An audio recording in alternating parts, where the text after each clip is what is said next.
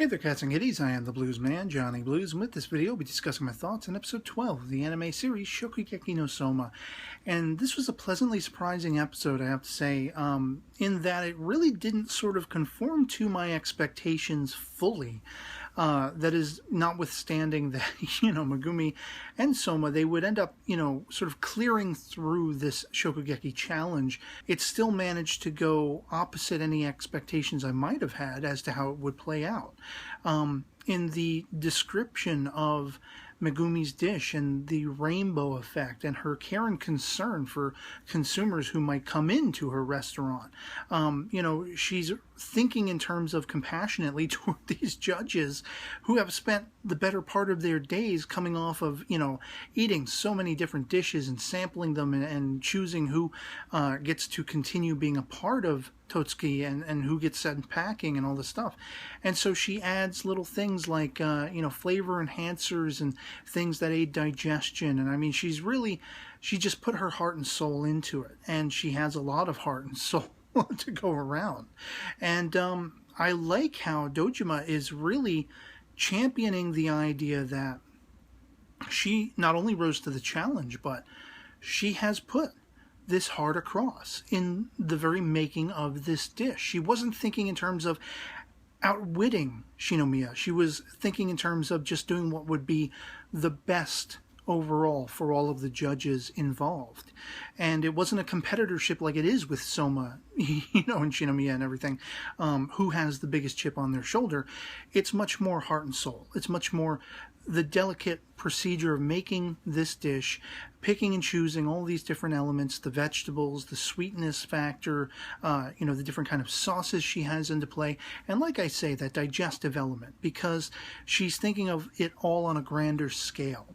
And if you put that framework with the excellency that is expected of these highest, top 10% or whatever it is, of people who succeed in Totsuki and become part of that alumnus, they graduate, she'll go far. And, Dojima sees that, and even Inui, who is just hilarious as always, she sees it. And all of these judges have to admit, her dish was delish, But then, like I say, they throw you for a loop with that coin toss stuff. 3 of those coins get put into Shinomiya's, plate, and he's ready to just walk out. And that's when Dojima comes up with the other half of this whole scenario. Why is Shinomiya even here? Why is he part of Totsuki? Why is he judging people? It's because he's gotten so focused on winning this one particular award and just casting off anything that could sort of, hold him back, that he casts off the shackles to just win rather than perfect his craft, rather than mature in the form and function of being a chef and restaurateur. And he's at a loss. He's burned his bridges and he's cut his ties left and right, and he's left by himself. He always is brought back to that as we see through these flashbacks. Even when these judges had just graduated, he was leaving. He was going to go to France. He was going to try to, succeed and win. He had the lust for gold and success overrunning his mind rather than, focusing on the perfecting of this culinary talent he had. And like I say, you see in these flashbacks that he's butting heads with his own, hired chefs, because they want to sort of twist things around, all of his recipes, his recettes, and everything like that. Very much, you can see why it was such a very bitter and personal thing for Megumi in the previous episode to have modified his recette, because that's exactly what the people in his restaurant were doing. Whether they were trying to sort of sabotage his recipes or perfect them on their own, come into their own and everything like that, if he was much more of a benevolent overseer, not so rigid and not so unfriendly as he seems to be through these flashbacks, maybe he would have taken these people under his wing and learned and evolved his, cooking prowess. But because that award was the first, last, and only thing he was really passionate about, he lost sight of everything else, and he was left by himself time and time and time again. And I love how they associate, this dish that Megumi has made, when he's forced to taste it at Dojima's, sort of challenge, and he associates it, again, very personally to his mother and to him being a child and getting into arguments and fights that leave him by himself. And, you can't really call him a mama's boy in that sense. It's much more a relatable and compassionate level of, hey, we all feel sometimes like we don't fit in. We all feel like, it would be better to be alone. I definitely have felt that way, and I still do sometimes to this day. And so he just sort of, he had his sights set on lesser advantageous goals in the personal set, in the accomplishment set. It was all about just an award. And so you have him tasting Megumi's dish, and he's reminded of his mother. He's reminded of that comfort. They even call to the rainbow in the sky, which, insinuates her dish being so, melodically crafted in a culinary sense, to be about the color, the succession of color, and the succession of flavor. Just that heart and soul that Megumi put into it. And I love when, it's after Dojima has thrown Shinomiya a coin, and he has but to let it go on Megumi's plate himself. He learns his lesson here of what Megumi did in sort of modifying his very recette entirely. As they say, coming from a wholly different direction, in her preparation of this particular dish. And with Soma, she was able to do it in rapid succession, much quicker than she ever would have on her own. And so he finally mans up Shinomiya, in going to leave. He's like, in essence, good luck to you, Megumi. Keep at it. Keep at what you're bringing, what you brought here, keep bringing that to the table. And it was like, yeah, hell yes. All of that depth and all of that background on Shinomiya's part made me really feel for this character.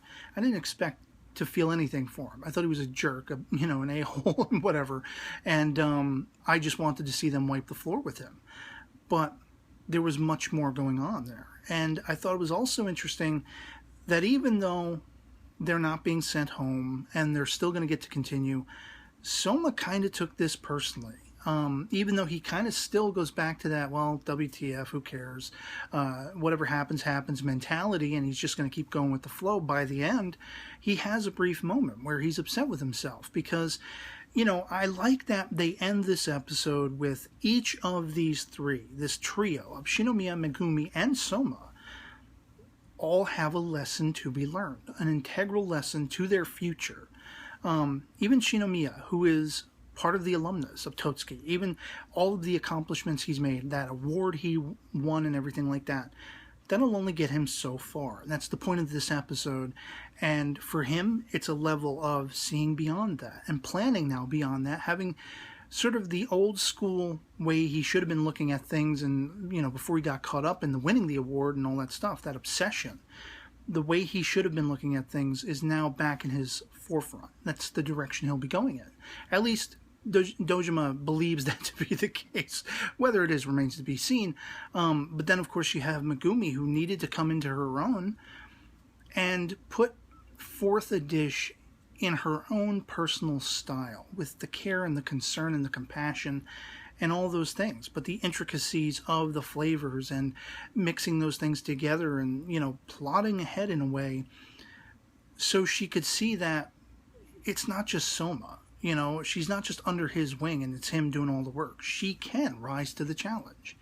And Soma had the final, probably the best lesson of all, in that you're not infallible, kid. You're not untouchable. I mean, there's only so much of, I don't give a crap and I'm just going to go with the punches, that you can succeed with that attitude. There's only so far you can go. And sometimes you need a little level of humility and to realize, get your bearings and look at your surroundings and see where you came from, where you're going.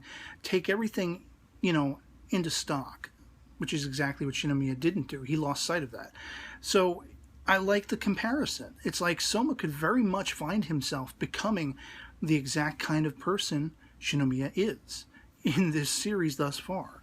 And that's compelling. That was a tremendous twist. this lighthearted, absurd, and goofy, and, you know, just awe-inspiring in the sense that the challenges and the over-the-topness of it all, underwritten, is a lesson, a life lesson that if you're open-minded and you can take stock of all those things, you'll succeed much more and much further, go beyond your wildest imagination if you actually don't set your sights on just gold and success. You actually stay true to yourself, as Megumi needed to learn to do, and like these two guys, Shinomiya and Soma, you take stock of what really matters. And that's exactly what happens for these characters. So I'd love to hear from you guys in the comments below. You know, we pretty much probably all saw it coming that Megumi and Soma would succeed. They wouldn't get, you know, sent home, expelled from Totsuki and all that stuff. And but in spite of that, you know, being predictable though it may have been, were you as compelled by everything the way it, you know, turned out in this episode? All those revelations and all those flashbacks and the heart and soul, seeing what Megumi brought to the table and rising to the challenge. Did that impress you? Did it leave you hanging? Let me know in the comments below. As always, love having the conversation with you guys. And yeah, otherwise that'll be pretty much it for me on this. Hope this video finds you well, and I'll catch you all later. Peace.